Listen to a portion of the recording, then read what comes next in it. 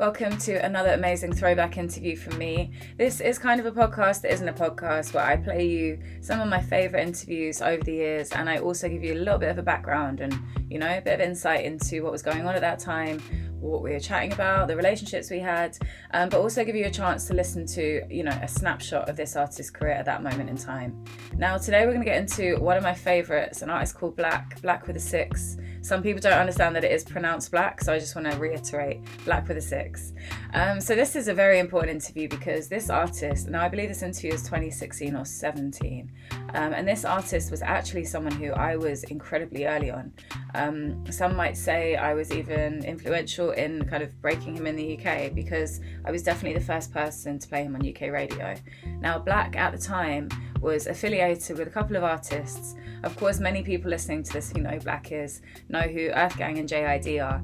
Now, EarthGang and JID, I also was very early on. I was playing them on the radio along with Black in 2014 because of their collaboration with OG Mako.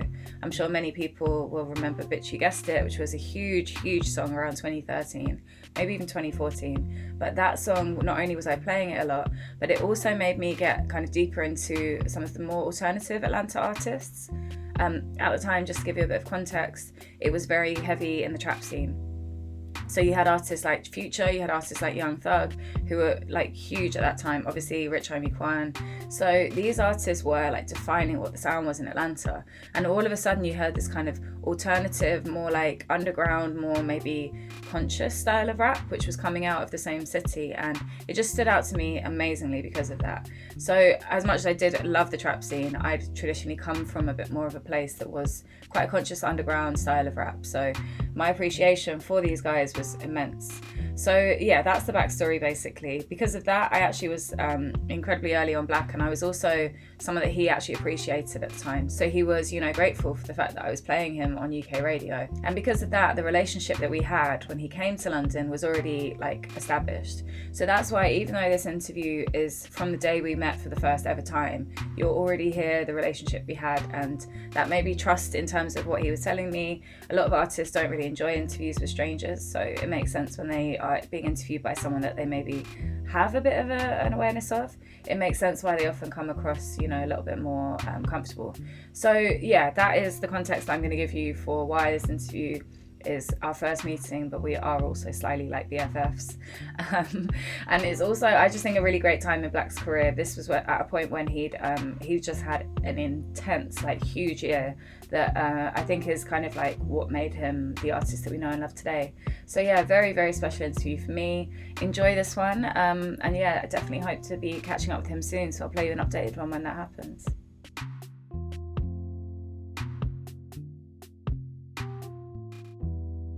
This is a long time coming. I would say we have history. We have a lot of history, and I can't believe it's 3 years after I first played you, you're on the show. Yeah. It's been a long time coming. So welcome, first of all. Welcome back to the Lily Mercer show on Rinse FM. Thank you for having me. It's an honour to have you, and especially I love how you've been killing it this past year. I'm glad I've just been saying to Diamond outside, I'm really happy to see that you have actually got to this point in your career where you're getting the recognition you deserve. Thank you so much. So how does it feel sitting here after your debut album? You just toured the UK. Well, You've just arrived in the UK to do your first show. How are you feeling about your first trip to Europe? It's been super surreal. Obviously you plan things and you want things to go a certain way, but it's a different thing when you're actually living it and you actually step out on the stage and see the response and the reaction. So I've been taking it all in, being happy. Because also the venue change was dramatic. You were originally booked to play at Jazz Cafe, which is a couple hundred. Yeah. You went up to an 800 capacity venue in a very short space of time, and you fully filled the room. I could barely get in. Yeah. So was that something that you saw coming, that your first show here would be on that bigger scale? Kinda, and I don't want to sound super overly confident or anything, but when I heard about the first venue, I was like, guys, come on, this is not gonna go very well. It's gonna sell out fast, but in general, it wasn't even about it selling out fast. It was I want to make sure enough people see it. We don't have to go overboard, but let's open up some more room. So we did it immediately.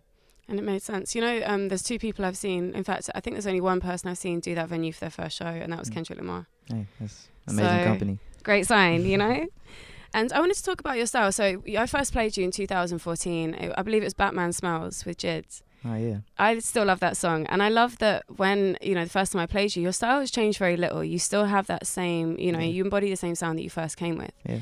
So, how has your grind kind of felt? Has it felt like you've been pushing for? Because it's been about 3 years that you've been pushing that same sound and then broken through to the mainstream. Yeah. How has that journey felt for you in Atlanta?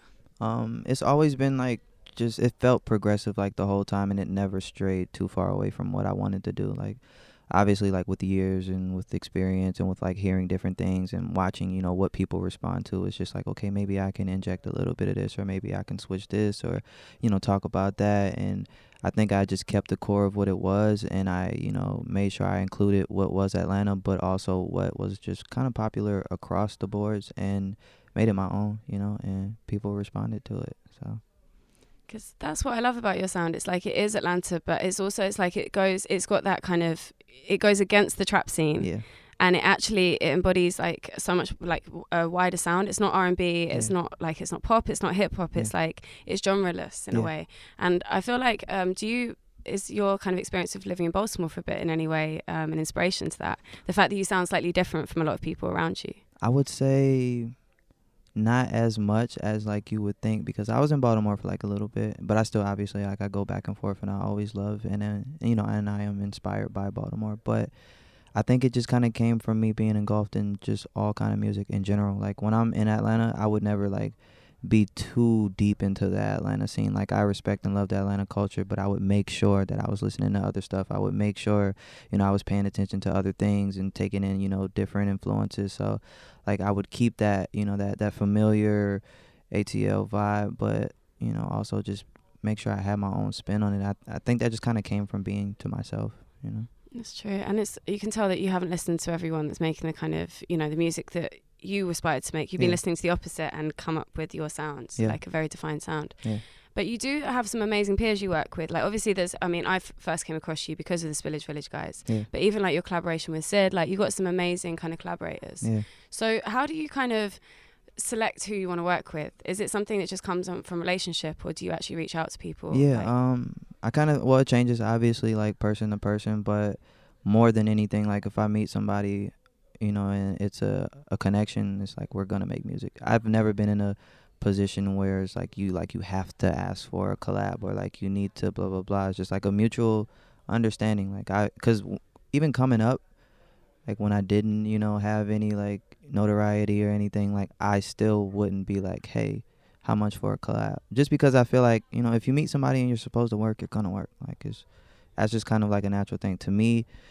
Anything else makes it feel a little weird. So with Sid, she was one of the first people to reach out like after everything took off, and immediately I'm like, of course I love Sid. So it's just like I don't have to think about this, like send me the song, and it was done within a week. And it's an incredible song. It's actually one of my favorites on her album, and I think that's thanks to you. I love Sid so much. She's amazing. Do you have any plans, like, I mean, obviously your album has been, like, I'm sure you worked a long time on that album, and it's, like, still heavily in rotation, but do you have plans to kind of work on some new music with any of these collaborators you've worked with recently? I mean, right after the project, I thought I was, like, going to take a recording break, and then 2 weeks later, I was back in LA recording. So it's like, for me, my thing is just to continue to make music and to continue to make sure like that I have enough regardless of what's going on, so that if at any time we're supposed to or we need to do anything, it's like we have it. So I just want to keep recording, and I don't think that's like gonna stop. I'm going on tour with The Weeknd in April, and I plan on bringing the studio like with me and just kind of making as much music as I can. I don't know if that leads to another project. I don't know if that leads to, some Lucy's, but regardless, it's just like have the music, And I want to say congratulations on the birth of your daughter, 6. Thank you so much. Has that, I mean, I can't imagine like how much like creativity must come out of you from that, because it's an inspiring thing to experience, having a child. No, it's been life-changing, like in all, different realms. And, from the parts of it that I didn't really want to happen, like as far as like just not being there when she was born. I had a show in at the Observatory in LA because it just kind of happened, like, and for me it's just like, obviously I know what I'm doing it for. Obviously I know that it's all for a good reason, but it's like it's a tug and pull. It's always a tug and pull. Like I want to provide, but I also like don't want to miss moments like that. So it's just like trying to find that balance and between, you know, like holding on to your personal life and, you know, making sure that you get to be there for what you need to be there for. And then also kind of having that tunnel vision sometimes and being like, you know, I got to work. I have to make sure that, you know, you can eat. I have to make sure that you can, you know, have the clothes you need, or you can go wherever you need to go. Like, so, you know, it's a fight, but it's a fight I signed up for.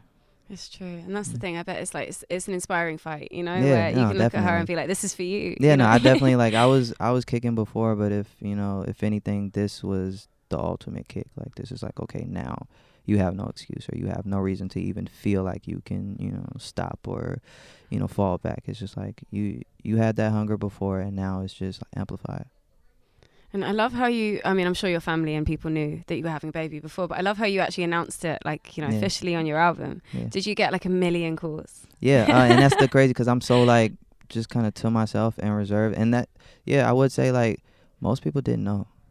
A lot of people didn't know. Like my immediate people kind of knew, but even then, it's just like I kind of keep everything, you know, like within my circle, and something like that was just like, it was a real life situation, and it was a real life, okay, like I gotta figure out how to make this happen. I gotta make sure, you know, that, you know, I'm making some money, like that I'm doing what I need to do, because this is not just a line in a song. Like I literally have a baby on the way, and I'm thinking about it like every single day that I wake up. So yeah, once I dropped the song, I immediately got like texts and calls like congrats and blah blah blah, and just, you know, from every different angle, different emotions and feelings. And I think that was like, music has always been my way to kind of talk to people. Like I'm more expressive, you know, doing music than I am doing anything else. So if I ever can't say something in, you know, my actual life, it's just like, well, I'll put it in a song, and they heard it.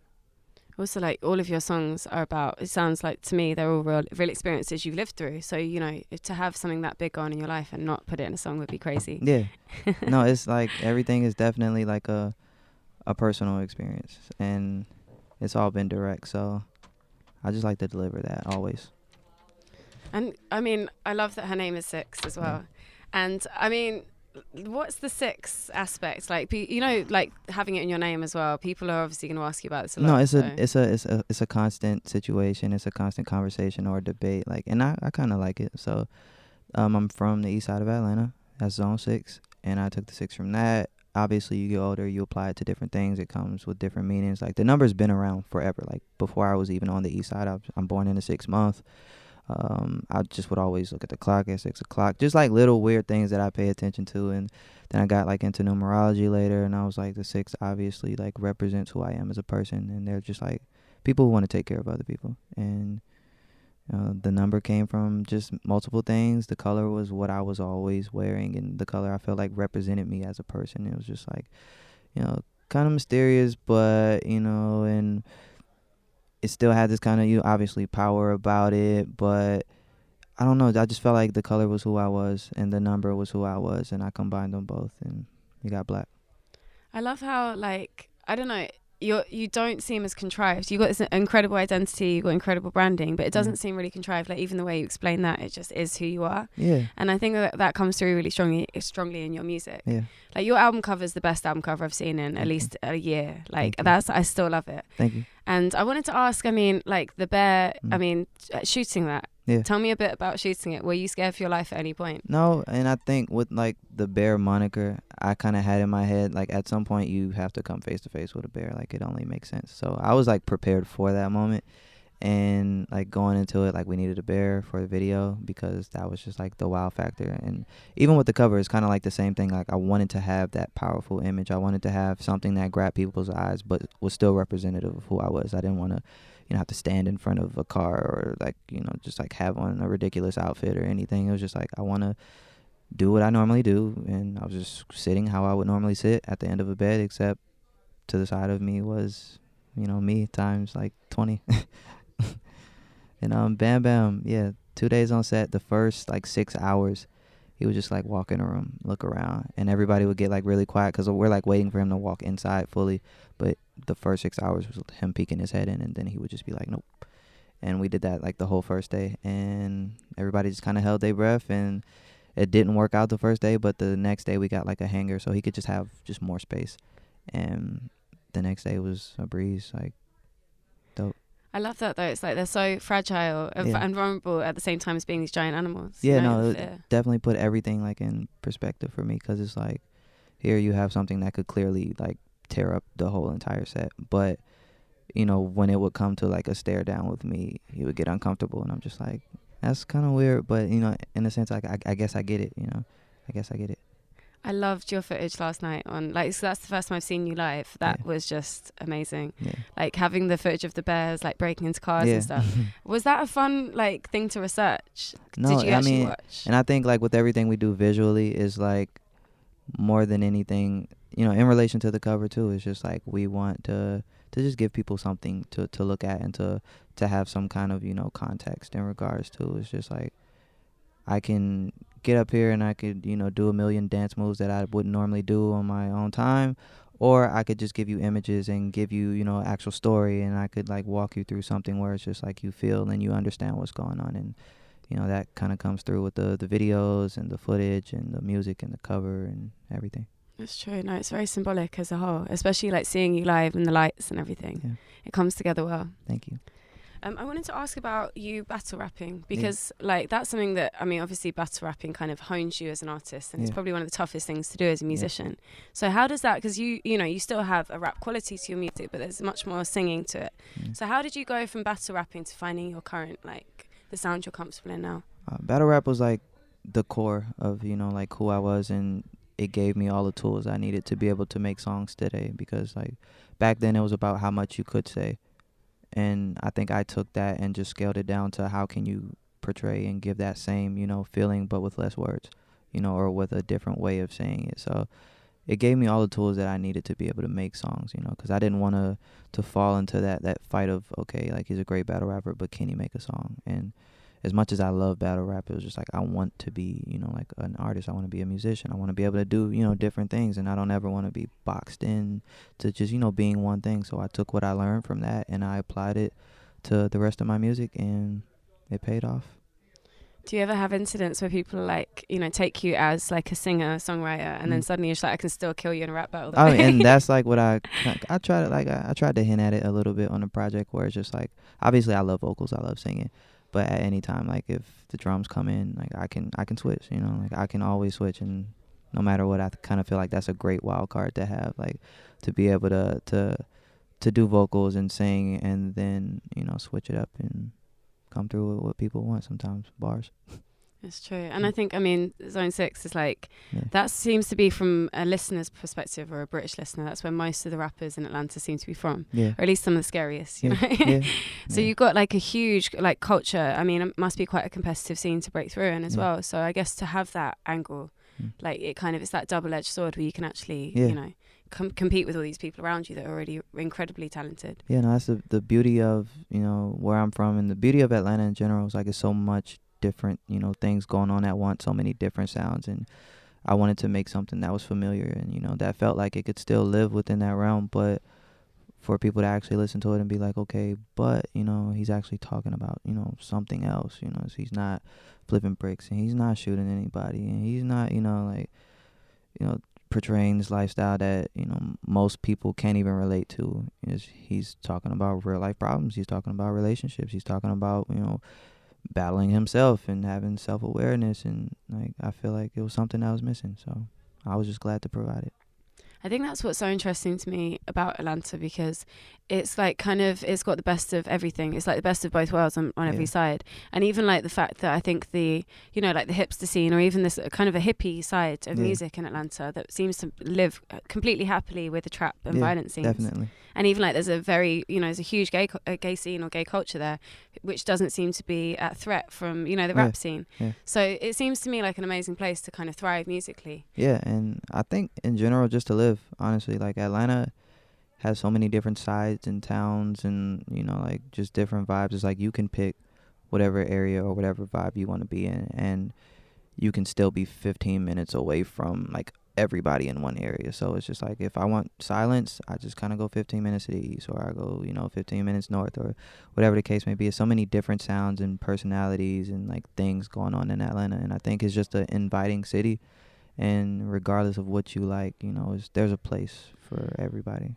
to do anything. I'm going to ask you one more question. I want to ask, is there anything that you have in your career that you think is going to surprise people? I mean, obviously you can't tell me too much because it won't surprise people, but I don't want to be like too broad with it, but more than anything, like I just want people to know that, you know, like I'm invested in this more than I would be invested like in anything else in my life. Like my goal is to be here as long as, you know, I can be here, and to master as many sounds as I can master, and to put out as much music as I can put out. Like I don't want to become like a mystery or, you know, like a question. Like I do this because I love to do it, and more than anything, I just want to be able to look up, you know, 10 years from now and say I fought, and, you know, sometimes my days were longer than, you know, other days, but it was all for a good reason. Mm-hmm. Yeah. Oh, thank you very much for finally joining me on the show. Thank you. I hope you enjoyed the latest episode. Thank you for tuning in. Remember to like and subscribe so you can stay up to date with all the new episodes. I have many more interviews for you to check out on my page. So stay up to date and like and subscribe, and follow me at Lily Mercer. I'll see you in the future.